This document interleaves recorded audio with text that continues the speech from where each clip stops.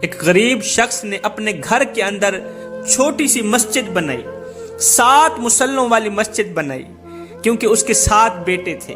جب مسجد کی تعمیر کا کام مکمل ہو گیا تو اس نے اپنے 7 بیٹوں کو بلایا، 7 بیٹوں کو اکٹھا کیا، کہا بیٹو میری خواہش ہے، میری تمنا ہے کہ اس مسجد کی جو لپائی ہے نا وہ جنت کی مٹی سے کروں۔ تم 7 بھائی اپنے گھر سے نکلو، مجھے جنت کی مٹی لا کر دو، میری خواہش ہے، میری یہ خواہش پوری کر دو۔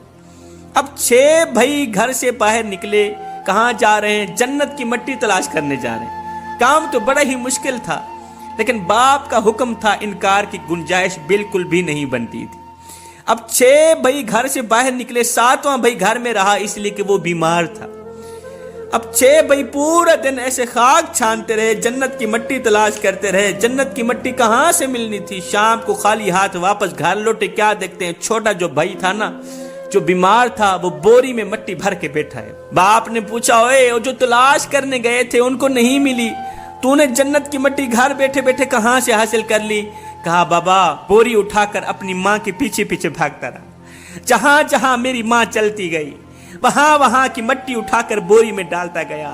بابا یہ وہی جنت کی مٹی ہے جس مٹی کی آپ کو ضرورت ہے۔ باپ نے دوسرے بیٹوں کو کہا، او نادانو تم ایسے ہی پورا دن بھاگتے رہے، جنت کی مٹی تلاش کرتے رہے، اور تمہاری جنت تو تمہارے گھر میں بیٹھی ہے۔ ہائے جوانو، تمہاری جنت بھی تمہارے گھر میں بیٹھی ہے۔ ماں کے پیروں تلے جنت ہے، ماں کی قدر کیا کرو، بوڑھے باپ کی قدر کیا کرو، اپنے والدین کے آگے اونچی آواز میں بات مت کیا کرو، اونچی آواز میں بات مت کیا کرو۔